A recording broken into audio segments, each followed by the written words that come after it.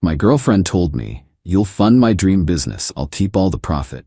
I smiled and said, "Absolutely." Then I filed for the trademark myself. She found out when investors called me. I, 29M, am a planner. My job in data analytics is all about finding patterns, predicting outcomes, and mitigating risk. My life has been built on that principle. Methodical savings, a clear career path, a 5-year plan. That plan, the centerpiece of it, was my girlfriend of 3 years, Victoria, 27F. Victoria is the opposite of my spreadsheets. She's a whirlwind of brilliant, chaotic energy. Her passions are intense and infectious. Her latest and most consuming was a bespoke gift box company she'd named Aurabox. For months, our apartment became a testament to this dream. Mood boards, fabric swatches, artisanal product samples, the scent of expensive candles. It was a fantastic idea, and I was her #1 champion. I built cost analysis models for her, helped her brainstorm suppliers, and listened for hours as she painted a vivid picture of her future empire. The foundation for this empire was meant to be my savings account. Through years of disciplined work, I had managed to save just over $70,000, money I had mentally earmarked for a down payment on a house for us. About 5 months ago, she sat me down for what she called the talk. She had a professional-looking binder containing her business plan. "Okay, Jeremy," she began, her eyes bright with unstoppable ambition. "It's time. I've broken down the startup costs. We'll need about $50,000 to cover everything. Initial inventory, custom packaging, web development, 6 months of operating expenses." I nodded, genuinely impressed. "This is solid, Victoria, really thorough. So what are you thinking for an equity split? 50-50? Her smile faltered just for a second. "Well, that's the thing. This is my vision, my passion. To make it work, I need to have complete creative and financial control, so it has to be 100% my company." I waited for the rest of the sentence. It never came. The silence in the room felt suddenly vast and cold. "So you want me to give you $50,000, I said, my voice carefully neutral. "And I get what exactly?" "You don't get nothing," she said, her tone shifting to one of gentle condescension, as if explaining a simple concept. "You get to be a part of my success. You're supporting my dream. I'm the one who will be doing the real work, the curating, the networking, the branding. You're just providing the seed capital. And the website stuff, of course. You can handle all the boring back-end things." A strange sensation washed over me. The quiet, sickening lurch you feel when a trusted data set is revealed to be corrupt. I looked at the woman across from me, the woman I loved, and realized I was not her partner. I was a resource. Our shared future was not a joint venture, it was a company she planned to own, built with my assets. "My $50,000, I clarified, keeping my voice steady. "You're asking for it as a gift?" "It's an investment in me," she corrected smoothly. "In us. When I'm a huge success, we'll both benefit. Think of the life we'll have. The life she would own and control. I would have a decimated savings account and a supportive boyfriend role."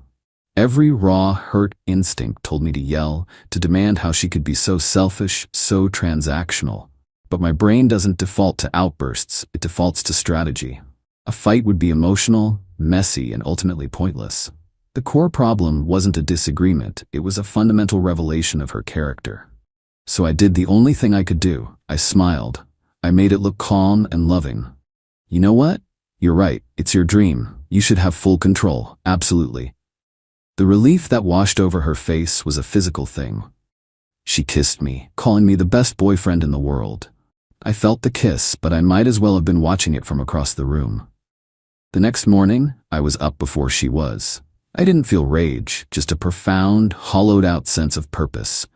For hours I sat at my computer, not sleeping, just processing the grief of a future that had died overnight. It hurt. It was a deep, physical ache, but grief can be a powerful motivator. By sunrise, I had done 2 things. I went to the state's business portal and filed the paperwork to create a new limited liability company, registered to my name and my address. I went to the official government trademark website and, through my new LLC, filed a formal application for the name Aurabox. I knew it wasn't instant. The application was just that, an application. It would sit in a queue for months before an examiner even looked at it. But it was filed, it was time-stamped. My claim had a priority date. Then I bought the domains, aurabox.com, aurabox.net, every variation I could find. Victoria spent the week floating on air. She enrolled in a digital branding for entrepreneurs course, on my credit card, of course. I told her it was a brilliant investment in her vision. For the past 5 months, I've lived a double life. I've been supportive boyfriend Jeremy, listening to her plans, offering technical advice, and watching her burn through small sums of my money on business expenses. But inside, I've been strategic Jeremy, the man running a long-term experiment. I'm just waiting for the day she tries to build her house on the land I now quietly hold the deed to. It's a lonely, gut-wrenching way to live, but I see no other way to reclaim what she tried to take from me. Not just the money, but my dignity. Update 1. Thank you for the comments on my original post. Reading them has been a lifeline, a sanity check in what has become a very strange, isolated existence. It's been 3 months since that initial filing, and the situation has deteriorated in ways I both expected and didn't. Victoria's entitlement has blossomed. She finished her branding course and now considers herself a marketing guru on par with industry titans. Her new best friend is Kyle, a startup mentor from her course who wears expensive sneakers with suits and uses the word synergy in every other sentence. He has become the angel on her shoulder, whispering poison.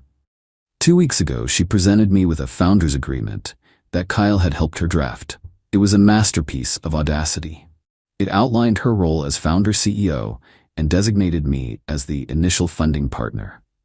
It specified that my $50,000 contribution was a non-refundable, non-equity gift. And, the part that made me laugh out loud, it contained a clause requiring me to provide ongoing, pro bono technical support for all digital assets of Aurabox.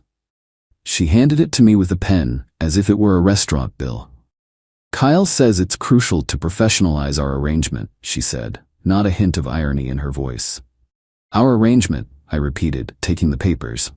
I'll read it over. I scanned it and saved it to the same secure cloud drive where I kept the LLC and trademark application receipts. It was becoming a powerful dossier of delusion. The entitlement has started to bleed into our daily life in uglier ways. My freelance data work, which provides a significant part of my income, has become an annoying distraction to her.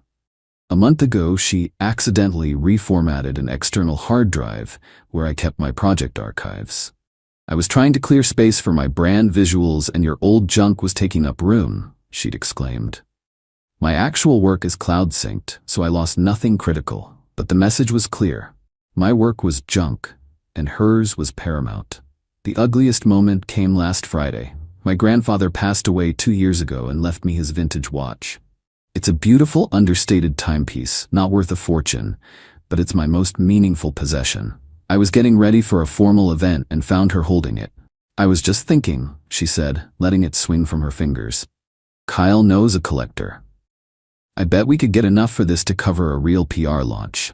It's for the good of the company, Jeremy. You have to think bigger. A rage so cold it felt like ice water in my veins washed over me. I walked over, gently but firmly took the watch from her hand and placed it back in its box. No, was all I said.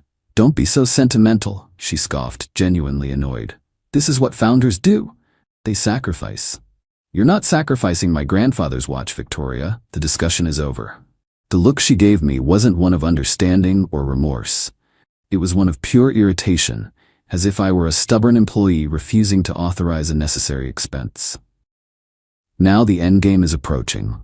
Kyle, leveraging his network, has secured her a pitch meeting with a small angel investor group called Halcyon. They're known for seeding promising local startups. Victoria is convinced this is her moment. The meeting is in 2 months. The new timeline is making her antsy. Why is the LLC stuff taking so long, she'll ask. Are you sure you filed the trademark correctly? I blame government bureaucracy, telling her these things take time, which is true. She buys it because she sees all that as boring paperwork that is beneath her. Her job is the vision. My job is the execution. She's now demanding I build out the full website on a private server so it's ready to go live the second the paperwork clears. She wants a fully functional, polished brand to show the investors.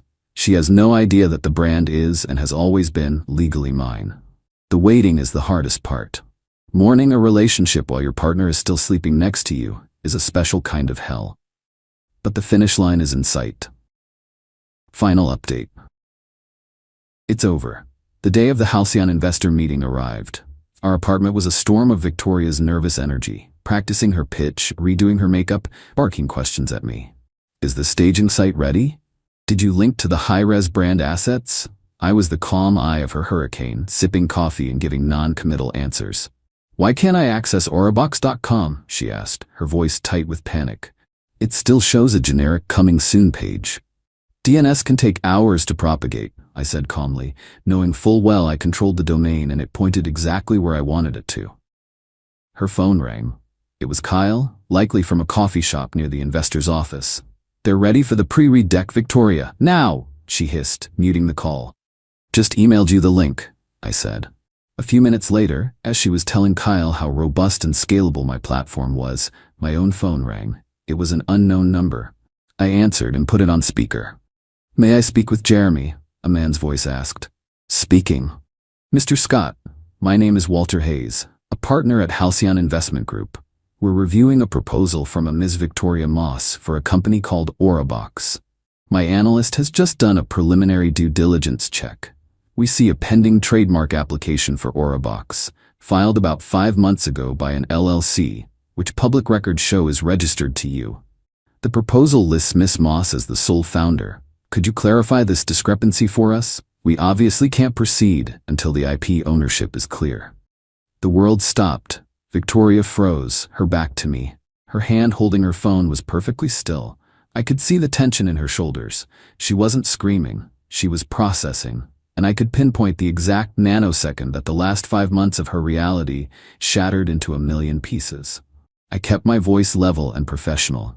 That's correct, Mr. Hayes. Aurabox is my pending trademark, and the LLC is mine. I am the sole owner of the intellectual property. Miss Moss was a creative consultant. I see, Mr. Hayes said, a world of meaning in those 2 words. Well, that certainly clarifies things. Thank you for your time. He hung up. Victoria slowly, deliberately ended her call with Kyle. She turned around, and her face was a blank mask of disbelief. What was that? She whispered. That was Walter Hayes, I said. An investor. He had some questions about my company.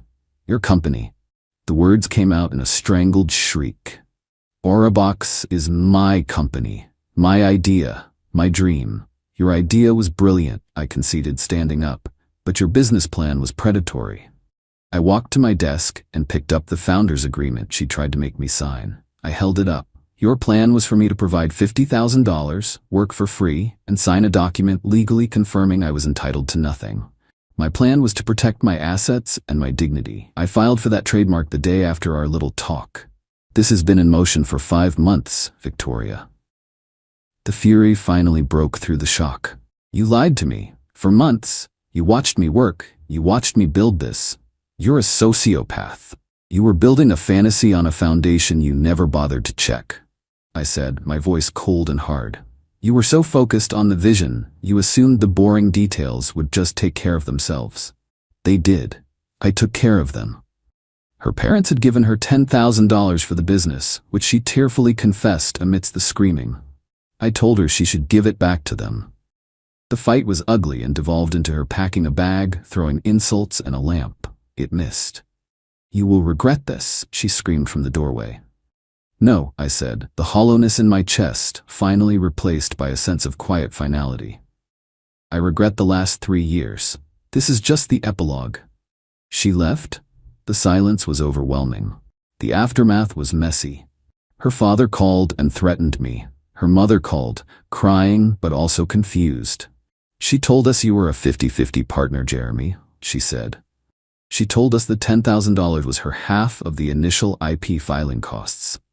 I just told her I was sorry for how it all turned out, and that Victoria's business plan was something she needed to discuss with her daughter directly. A week later, I got a call from Walter Hayes. He said, I just want to say, I've seen a lot of partnership disasters, but I've never seen one so methodically contained. I have no interest in the gift box market, but I am interested in people who can see risk 3 moves ahead. He didn't offer to buy Aurabox. He offered me a small $7x500 for the LLC and all its assets, the pending trademark domains, which he said he passed to another team for pennies on the dollar. It was a realistic number. The real offer was the one that followed. "The analyst who did that diligence check for me," he said. "He works for a data security startup we're funding. They are looking for a strategy lead. Someone who thinks like you. Would you be interested in a conversation?" I sold him the LLC. I took the interview. I got the job. It was a massive step up, in a field I love, with a team that respects me. I used the $7,500 and a chunk of my now safe savings to put a down payment on my own condo. 2 weeks ago, I was in a supermarket and I saw Victoria. She was in a staff uniform, restocking yogurt. We made eye contact for a brief second. There was no anger in her eyes, just a flat, weary emptiness. She turned away, and that was it. She's not ruined. She's just living a normal life. The grand dream she was unwilling to build fairly now just a ghost in the dairy aisle. My revenge wasn't loud or explosive. I didn't destroy her. I simply stepped aside and let her run full speed into the wall she had built herself. I got a better job, a new home, and my self-respect back. And I learned that sometimes the best risk mitigation strategy is simply believing people when they show you who they are the first time.